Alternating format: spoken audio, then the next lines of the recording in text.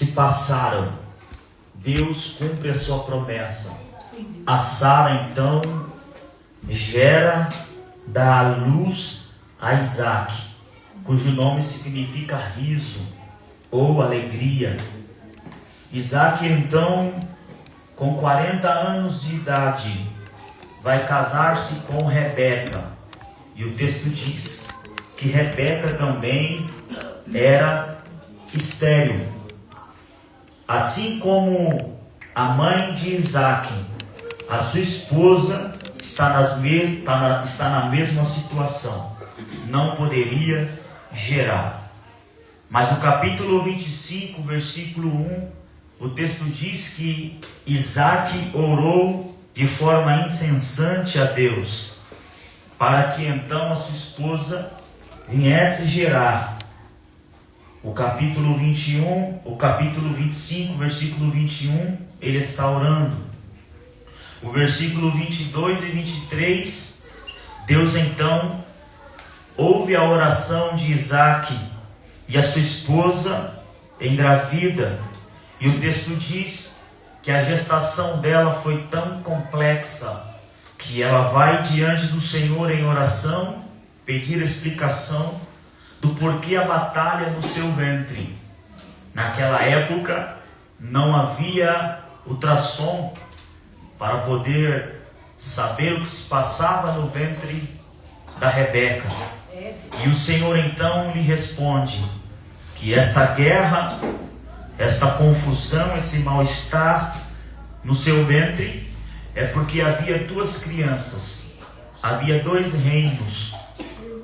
O menor seria maior.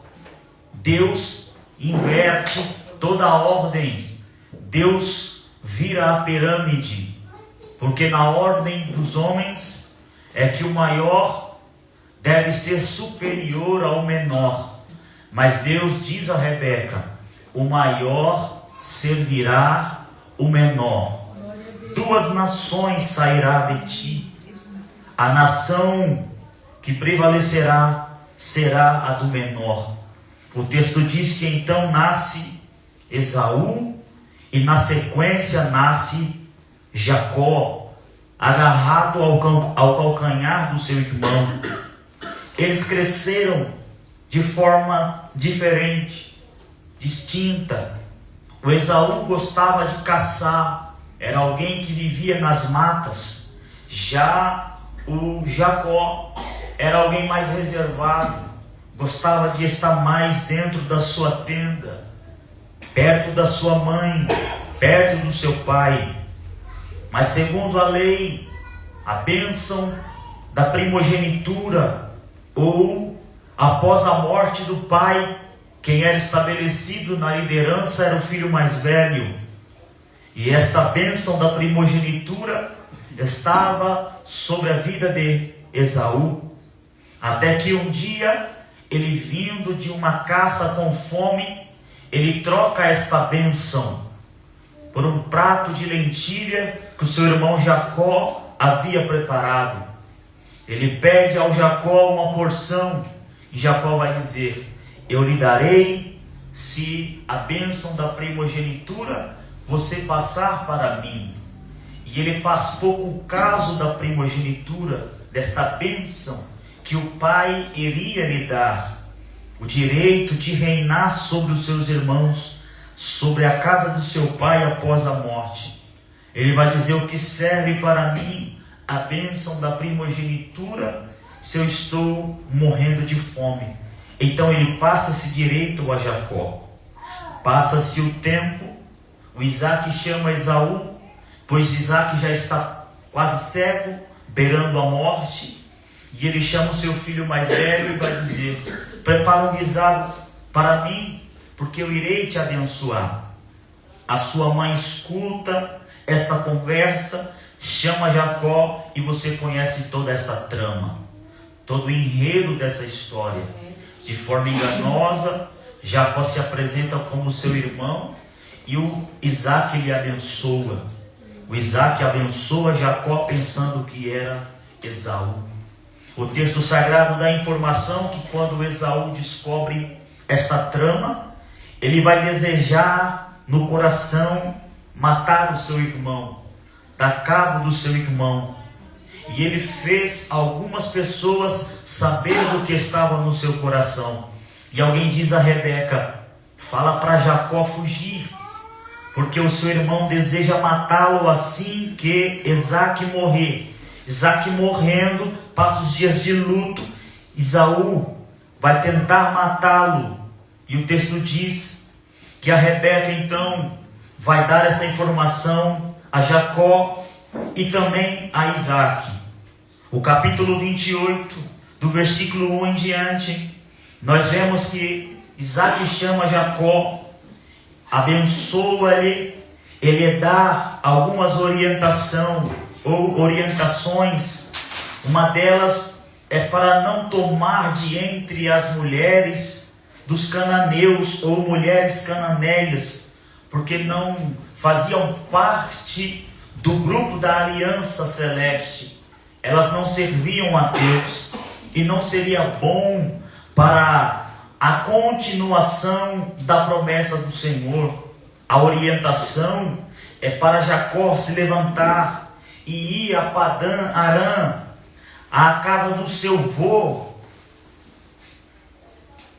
e ali tomar das filhas de seu tio Labão uma das mulheres ou uma das suas filhas para se casarem. Jacó vai ter que deixar a sua mãe, o seu pai, deixar tudo o que ele tinha em rumo a uma caminhada a Padã Arã, na casa de Betuel, encontrar-se com o filho de Betuel, Labão, que era da família da sua mãe, Rebeca, e dali tomar de uma das mulheres para casar-se. O texto diz que ele vai então partir em rumo de Padã Arã. Só não tinha costume, e o texto sagrado dá esta informação para nós, que Isaque, no capítulo 28, versículo 3 e 4, ele abençoa novamente, abençoa o lugar aonde ele for, abençoa a sua semente, que as bênçãos que Deus havia declarado ao seu avô Abraão vem estar sobre Jacó, e Jacó então vai partir em uma viagem cujo tempo de volta ele não sabe, mas ele está sob um juramento de morte. Ele está com tristeza no coração, ele está com amargura na sua alma, pois ele está deixando o seu pai antes da morte, ele está deixando a sua mãe já um pouco avançada em idade.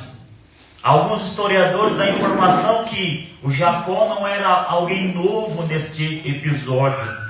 Ele tinha entre 40 a 50 anos de idade quando ele vai deixar a sua casa em rumo a Padã Arã para fazer a sua história ser continuada segundo a vontade de Deus.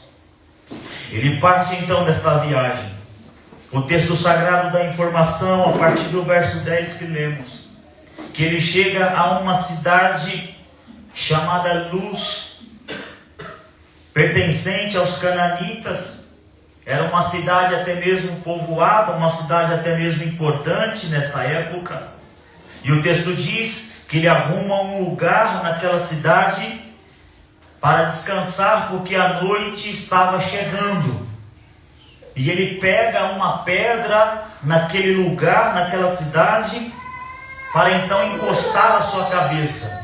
Ou seja, a vontade dele é pegar uma pedra e fazer desta pedra travesseiro, para ele poder passar a noite com um pouquinho de calor. E era costume naquela época o viajante à noite colocar a sua cabeça sobre pedra, ou seja, fazer um travesseiro de pedra.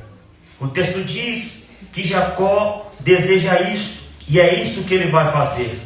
Ele se destaca, coloca a pedra em um determinado lugar, encosta a sua cabeça e vai descansar. Ele vai dormir nesta cidade. E aqui eu aprendo algumas coisas. Primeiro, ali ele está só. Ele não tem companhia. Ali ele está sozinho, caminhando naquela cidade um tanto deserta à noite. ele está só. Não há ninguém conhecido com ele. Segundo, não tem um conforto do seu lar. Não tem um conforto, aconchego da sua mãe ou da sua tenda. Ele está só e ele está sem conforto. Terceiro, ele está sem a bajulação de ser o filho mais novo dentro de casa, no seio familiar. Quarto, ele está sem dinheiro, está desprovido de alguns benefícios que a casa do pai lhe dava. Quinto, ele está com medo dos malfeitores do caminho, medo da promessa que seu irmão lhe fez de arrancar-lhe a vida, medo da morte. Ele está com medo e ele deseja mesmo assim dormir, e ele faz de uma pedra o seu travesseiro. Eu aprendo muito aqui quando ele pega esta pedra e faz desta pedra travesseiro, porque quando falamos de pedras, nós nos lembramos de dificuldades, nós nos lembramos de provações, nós nos lembramos de momentos difíceis. Pedras no caminho fala de dificuldades. Pedras no caminho fala de momentos de horror, fala de noites escuras, aonde nos encontramos só e compartilhamos com Deus sofrimento. Só que as provações, as dificuldades na vida do crente, ela não vem à toa. A dificuldade e as provações na vida do crente são pedagógicas. Por que pedagógicas? Porque elas vêm para nos ensinar algumas verdades.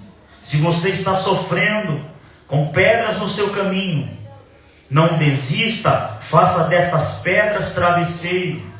Se você está passando por dificuldades, as dificuldades e provações que você está vivenciando, não é para te matar, não é para te fazer desistir, não é para te fazer olhar atrás, mas estas provações são pedagógicas. É a escola que Deus está formando você. E Deus vai te ensinar no mínimo 3 verdades. A primeira, nas provações, Ele quer que nós aprendamos ou venhamos a ser ensinado por Ele a confiar nele. Confiar aqui fala de fé, a ter fé no Senhor. E a expressão máxima de fé é você colocar um passo à frente sem ter um chão para você pisar, mas é saber que Deus vai colocar uma plataforma para você não afundar. Eu creio. Ter fé é saber que você vai dar um passo à frente, mas pela ótica humana está o abismo, não tem um chão firme para você. Mas quando você dá o passo, Deus colocará, Deus firmará os seus pés. As provações nos ensinam a ter fé, a confiar no Senhor, a saber que Ele está trabalhando ao nosso favor. A segunda verdade, as provações nos ensinam a descansar no Senhor. As provações nos ensinam a descansar no Senhor, a não viver aflito, amargurado ou acelerado, mas é esperar no Senhor, porque Ele fará conforme o desejo do coração dele nas nossas vidas. Ele tem um plano perfeito, Ele tem um projeto alicerçado e bem escancarado para nós. E nos momentos das dificuldades nós precisamos descansar, que o Senhor está no controle de todas as coisas, que o Senhor está no comando de todas as coisas, e que tudo coopera para o bem daqueles que amam a Deus. Nada escapa do golpe de vista do Senhor. Você serve a um Deus cujas rédeas do universo estão em suas mãos. Então descanse. A terceira verdade que nós aprendemos com as provações, com as pedras que aparecem no caminho, é que muitas das vezes é melhor dormir para não errar. Em algumas dificuldades das nossas vidas, A luta não vai resolver. Ou o braço, os nossos contatos, as nossas amizades. Mas uma boa noite de sono não vai nos permitir fazer nada de errado. Não vai nos permitir falar nada de errado. Muitas das vezes as lutas e as provações, elas nos forçam a fazer registros de mágoas. E eu venho declarar a você esta noite: não faça registro de mágoas. Porque a mágoa, ela adoece. A mágoa, ela mata. Mata o espírito, mata a mente, mata o corpo. Não faça registro de mágoa. Tire uma boa noite de sono. Evangelista, o que é fazer registro de mágoas? É ficar se lembrando e chorando pelos cantos de quem te apedrejou, de quem falou mal de você, de quem te caluniou, de quem está tentando fechar as portas, de quem está tentando colocar empecilho no meio da sua família. Não faça registro de mágoas. Sabe por quê? As pessoas podem nos magoar, assim como nós podemos magoar as pessoas, porque nós somos imperfeitos, não há perfeição em nós. Do mesmo jeito que alguém magoou a mim, eu posso magoar alguém, porque nós somos imperfeitos. Eu não casei com uma esposa perfeita, ela não se casou comigo porque eu sou perfeito. Eu não tenho filhos perfeitos, eu não tenho um trabalho perfeito. Você não tem uma igreja perfeita, eu também não tenho uma igreja perfeita, porque nós não somos perfeitos. Então viva a sua vida e descanse no Senhor. Rasgue todo o registro de mágoa que você tem, e a partir de hoje viva a liberdade. Tenha uma mente sadia e uma alma livre. Quem vive guardando mágoas vive prisioneiro, porque a mágoa aprisiona, mas o perdão mantém livre. Libera o perdão. Mas não é difícil, é difícil falar, pregador, difícil é fazer. O que eu devo fazer para não guardar mágoas ou fazer registros de mágoas? Faça o seguinte: se alguém falou mal de você, fale bem dele. Se alguém tentar fechar a porta para você, abre uma porta para ele. Se alguém está amaldiçoando você, abençoe ele. Está perseguindo você, ore por ele. Está desejando o seu fim, deseja a bênção dele. Não faça registro de mágoa. Tire uma boa noite de sono, descansa no Senhor, porque o choro pode durar uma noite, mas pela amanhã a alegria com certeza virá. Seja livre. É por isso que nós temos um alto índice de pessoas vivendo com estresse, um alto índice de pessoas que vivem debaixo de uma forte depressão, um alto índice de pessoa com síndrome do pânico, um alto índice de pessoas que vive um grande peso sobre a sua mente e a sua alma, porque fica remoendo coisas, palavras, ofensas. Se liberte disso hoje. Libera perdão, ou peça perdão. Não guarde mágoas, não faça registro de mágoas. As provações nos ensinam: primeiro, confiar no Senhor; segundo, descansar no Senhor; terceiro, que muitas das vezes uma boa noite de sono nos faz esperar que Deus tem o melhor no dia seguinte e nós não viemos errar.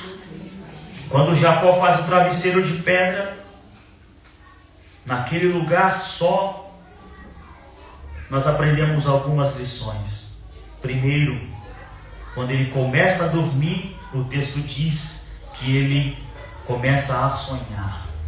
E nós sabemos que aqui este sonho não é um sonho de alguém que dormiu com a barriga cheia depois de uma feijoada no sábado. Este sonho aqui é uma revelação de Deus. Sabe o que eu aprendo? Que no meio do deserto, com um travesseiro de pedra, Deus mostra-nos os seus projetos. No deserto tem sonho. No deserto tem revelação. Olha o que o texto diz no versículo 12. E sonhou, e eis uma escada era posto na terra, cujo topo tocava nos céus. E eis que os anjos de Deus subiam e desciam por ela. Quando ele pensou que ele iria caminhar sozinho no meio do deserto, e ele faz um travesseiro de pedra, a primeira coisa que acontece, Deus vai abrir os céus sobre a vida de Jacó. Ele vê essa escada que toca o céu e a terra, anjos que subiam, anjos que desciam. Primeiro ele tem um sonho. Segundo, ele vê os anjos descendo e subindo nesta escada. Terceiro, Deus fala com ele. Versículo 13. E eis que o Senhor estava em cima dela e disse, olha essa expressão, eu sou o Senhor. Aleluia. Muitos dizem que a expressão eu sou apareceu a partir do Êxodo, mas olha aqui Deus já se revelando como o eu sou, ou seja, o Deus de qualquer circunstância, ou o Deus dos momentos que você precisar. Ele está dizendo, eu sou quem? O Deus de Abraão, teu pai. Por que Deus fala com Jacó assim? Eu sou o Deus de Abraão, teu pai. É porque Jacó ainda não tinha tido experiência pessoal com Deus. Aí no deserto Deus aparece a ele no travesseiro de pedra, sonhando, mas na verdade é uma revelação. Ele está vendo a escada, anjos subindo, anjos descendo, Deus acima, aqui é uma teofania. E Deus vai falar com ele assim, olha, talvez você não me conhece, mas eu vou te mostrar quem eu sou. Eu sou o Deus de Abraão, teu pai. Ou seja, fez ele lembrar das histórias que o seu pai Isaac contava. Olha, o teu avô um dia, do nada, dentro de casa, na casa do seu bisavô, cheio de imagem, ele ouve uma voz, Abraão, sai da tua terra, do meio da tua parentela, da casa do teu pai, vai para um lugar. Que lugar? Vai. Você acredita, Jacó, que o seu avô saiu e olha onde a gente parou aqui? Quando falou assim, o Deus de teu pai Abraão, Deus está dizendo para ele, você se lembra das histórias que seu pai Isaac contava? De um Deus que apareceu ao seu avô Abraão? É este mesmo Deus que falou com o seu avô lá no meio da idolatria, que está escancarando os céus para falar com você agora. Eu sou o Deus de Abraão, teu pai. Deus está se revelando a ele, porque Deus não queria apenas ser conhecido como o Deus de Abraão ou o Deus de Isaac, mas a história que Deus quer é que seria também o Deus de Abraão, Isaac e de Jacó. E aqui Deus começa então o relacionamento. Deus fala com ele.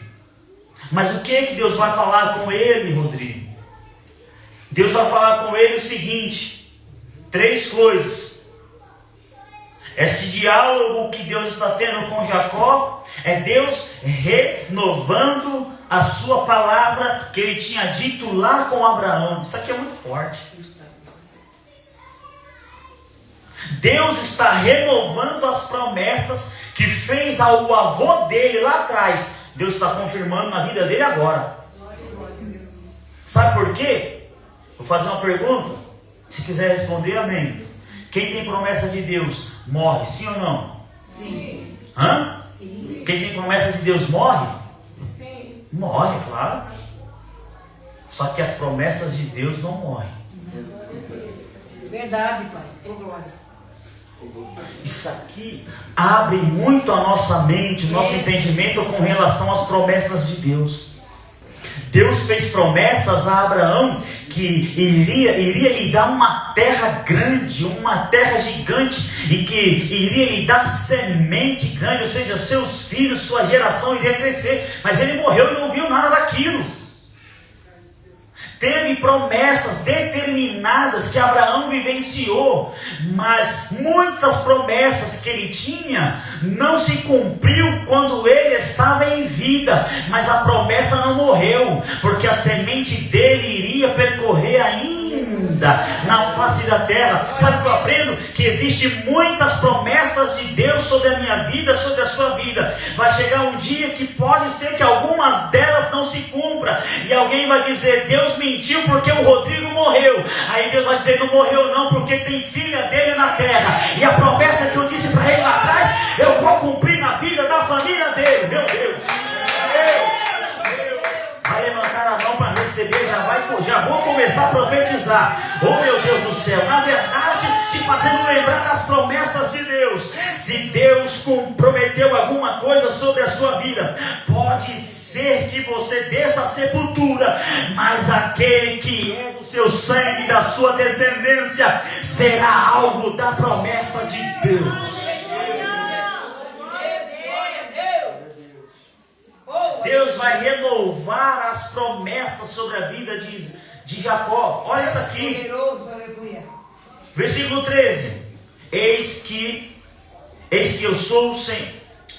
Vamos lá, versículo 13: E eis que o Senhor estava em cima dela e disse: Eu sou o Senhor, o Deus de Abraão, teu pai, e o Deus de Isaque. Esta terra em que estás deitado, te darei a ti e a tua semente. O que Deus está dizendo aqui? Deus está renovando a promessa que Ele lhe daria aquela terra. Deus disse a Abraão que iria entregar aquela terra a Abraão. Abraão morreu e não tomou posse daquela terra, mas Deus está reafirmando esta promessa na vida de Jacó. Essa terra eu vou te dar, darei a tua semente essa terra, darei a tua semente essa terra. Olha que interessante. Primeiro, Deus está relembrando que aquele território que ele está deitado e que ele está fugindo é dele. Olha que forte isso aqui. Essa terra que você está fugindo, ela é sua. Segundo, Deus vai renovar o que tinha dito a Abraão sobre a sua descendência, sobre os seus filhos. Verso 14: E a tua semente será como o pó da terra, estender-se-á ao ocidente, ao oriente, ao norte, ao sul. Seus filhos crescerão, serão abundantes, sua família será gigante. Não é à toa que ele teve 12 filhos. Sua família será grande, sua descendência será grande. Assim como eu disse ao seu avô Abraão, eu estou reformando essa promessa sobre a sua vida. Sua família será gigante. Terceiro, olha o que Deus vai dizer ainda aqui, versículo 14, finalzinho: E em ti e na tua semente serão benditas todas as famílias da terra. Meu Deus! Glória a Deus! Só o pastor Rodrigo e a irmãzinha aqui receber esta palavra.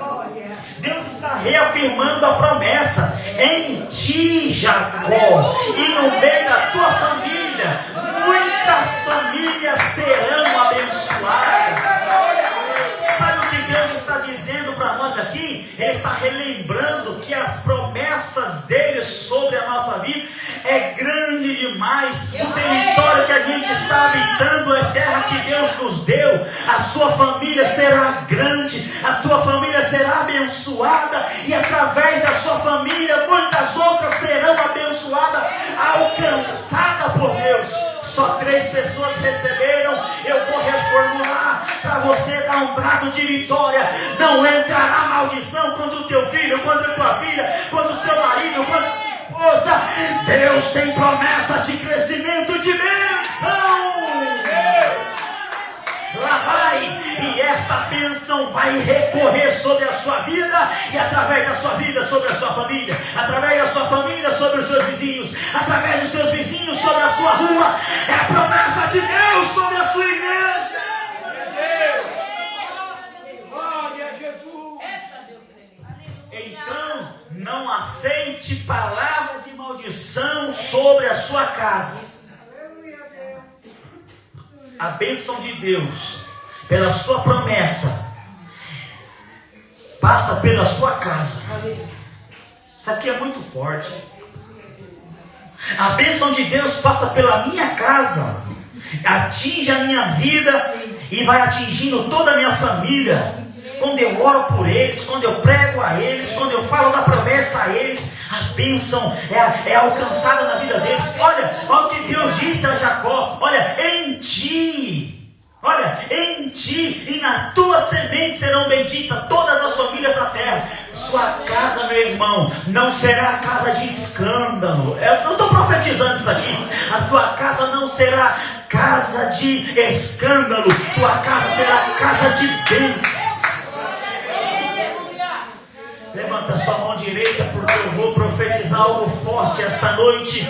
E esta profecia não parte do meu coração, mas parte das Escrituras. Sua casa é um veículo pela qual a bênção de Deus passará a vida de outros. Você é o canal de Deus, canal da bênção. A bênção passa por você, passa pela tua casa e vai atingir muita gente. Então não desanime, não deixe essa pedra tirar você do caminho. Usa ela como travesseiro para enxergar Deus no deserto e dizer: a bênção de Deus está sobre a minha casa, a bênção de Deus está sobre a minha família, a bênção de Deus está sobre o meu lar. Toda palavra de maldição vai se transformar em bênção hoje. Quem recebe esta palavra?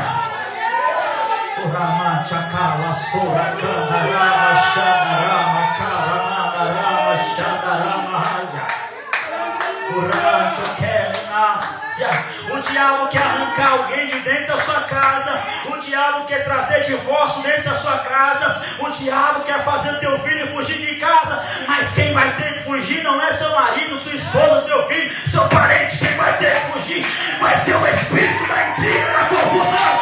A tua casa não é casa de maldição, é casa de bênção.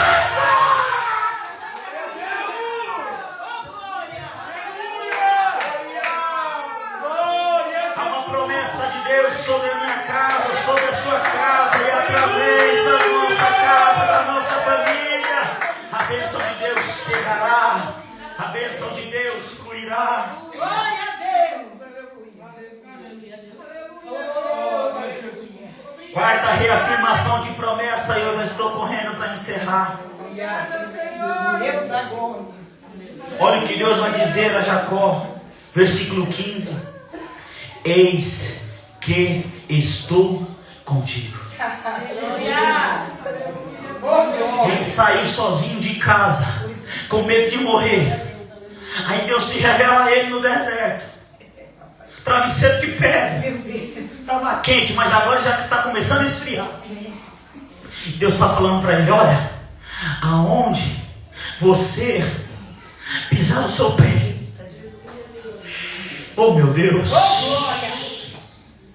eu estarei contigo.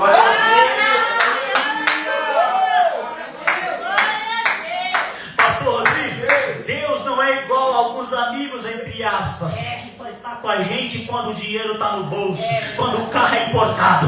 Deus está com a gente quando colocamos a mão no bolso e faz igual o meu, assim, ó. Só tem o corinho da calça, não tem mais nada. Deus está falando: eu estou com você, meu filhão. Não é por aquilo que você tem ou pode me oferecer, não, porque você não tem nada para oferecer a mim, mas mesmo assim eu estou com você aonde você estiver. Aonde você colocar a planta dos pés, eu estarei contigo. Segundo, não apenas estarei com você, mas guardarei você por onde quer que você armar o laço do passarinheiro, Deus vai dizer, vai para lá, porque o laço está ali.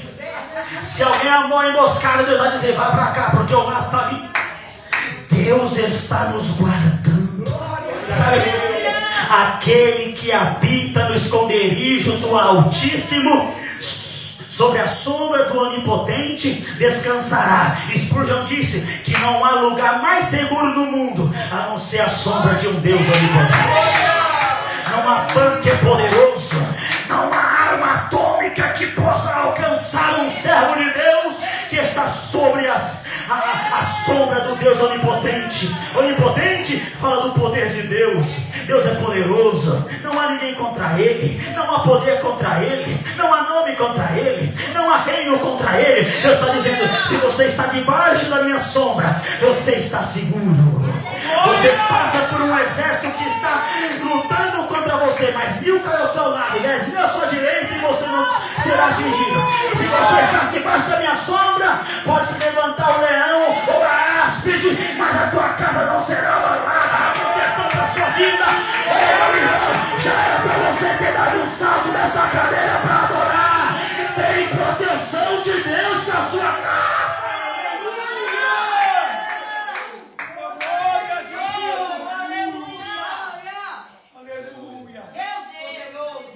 Guardarei por onde quer que fores, Deus poderoso e fiel, e te farei tornar a esta terra, porque não te deixarei até que te haja feito o que eu tenho dito. Olha que forte. A promessa de proteção sobre a vida de Jacó, sobre a vida da sua família. Deus se revela a ele para mostrar que estaria com ele, estaria provendo para ele e estaria lhe protegendo. Sim, papai. E eu já começo a concluir. Versículos 16 e 17. Olha que interessante. Acordando, pois, Jacó do seu sono, disse: na verdade, o Senhor está nesse lugar. Aleluia. Não é o Senhor estava. Não. Na verdade, o Senhor está neste lugar. Oh, aleluia. E eu não sabia. Eita, Sabe o que eu aprendo? Muitas das vezes os momentos de pedras ou de perseguições e de provas, nós não conseguimos enxergar que o Senhor está conosco no lugar. Deus não está com você apenas quando você entra dentro desse templo. Deus está com você no lugar do deserto da sua vida. Oh, louvado seja Deus. Oh, aleluia. Naquela noite escura, lá no cantinho do seu quarto, você virado a cabeça à parede, igual Ana, só mexendo os lábios e chorando, sem conseguir falar. Mas Deus está dizendo: eu estou aqui com você. Glória a Deus. Oh, Jesus. Deus da glória. Enxergue Deus nesse deserto. Enxergue Deus com você no lugar onde você estiver. Olha o verso 17. E temeu e disse: quão terrível é este lugar. Este não é outro lugar senão a casa de Deus. Esta é a porta dos céus. Aqui não está falando da igreja. A igreja, nós sabemos, casa de Deus, sim, é onde estamos em comunhão. Mas eu aprendo que Deus, Ele habita nas suas casas, que somos nós, templos do Espírito Santo. Deus habita em você. E você é porta do céu. Por que porta do céu? Porque através da sua vida muitos poderão alcançar a glória celestial. Ele reconhece isto. Aí ele se levanta pela manhã, de madrugada, ele toma aquela pedra que ele fez de travesseiro. E ele toma uma atitude espetacular. Sabe o que ele fez? Ele fez daquela pedra um altar de louvor. Oh, glória! Enquanto muita gente está desistindo da igreja por causa das pedradas que toma, o Jacó pega as pedras e faz de altar. Eu vou deixar de ir para a igreja porque o pastor olhou feio para mim. Eu vou deixar de ir para a igreja porque o pregador passou da hora. Eu vou deixar de ir para a igreja porque o meu líder é muito chato. Eu vou deixar de ir para a igreja porque isso. É porque aquilo. Para com isso. Pega a pedra, faz travesseiro. E no outro dia de manhã cedo, depois que você dormir, que você acordar com o olho todo cheio de remela, faça das pedradas um altar dizendo: aqui, Senhor, te louvarei. Te louvarei. Não das circunstâncias, te louvarei.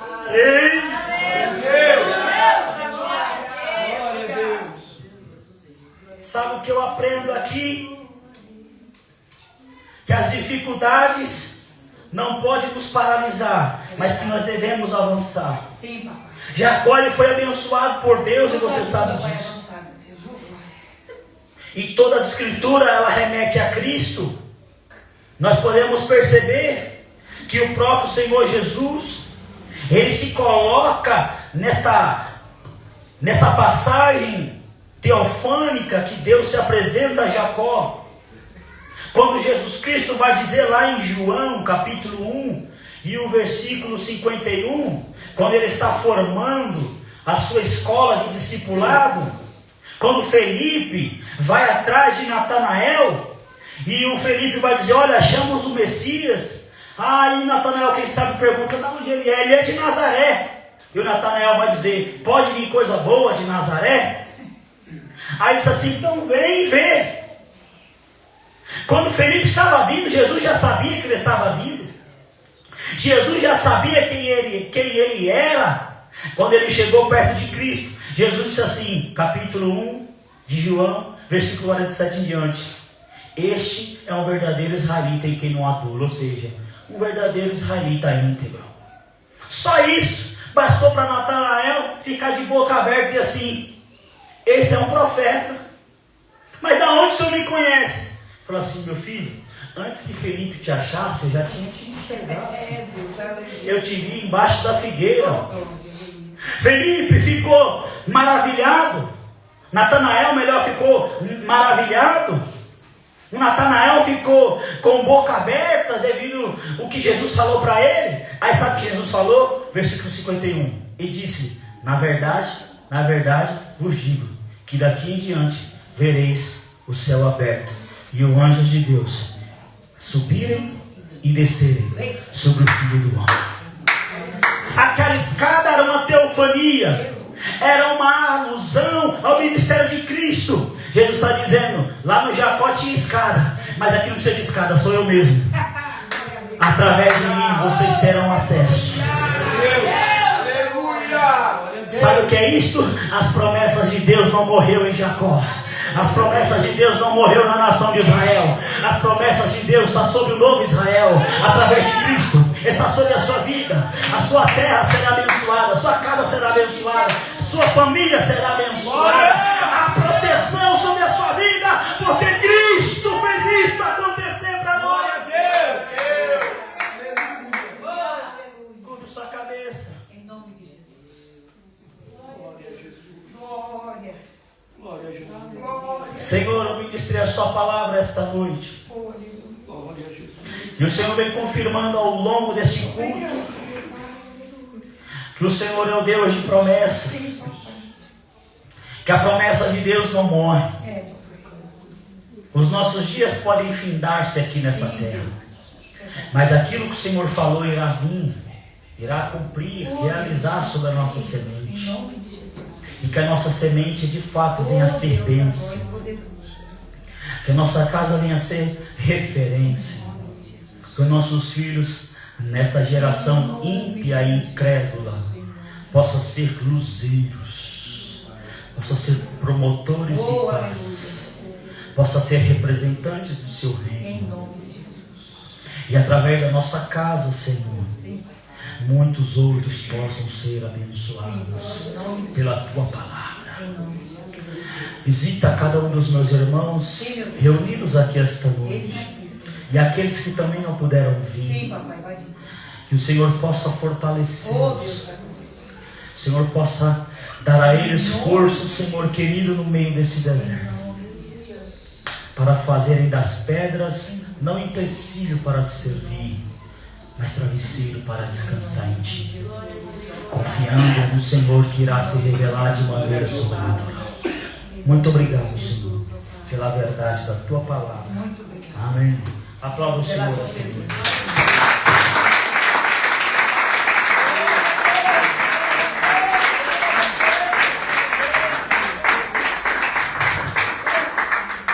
Glória a Deus. Que Deus continue abençoando o nosso irmão evangelista Rodrigo, usando ele poderosamente para ministrar a palavra do Senhor. Boa esta palavra para as nossas vidas e também designada a nossa família, irmãos, em nome de Jesus. Toma posse, irmãos, aquilo que o Senhor prometeu está sobre a tua vida.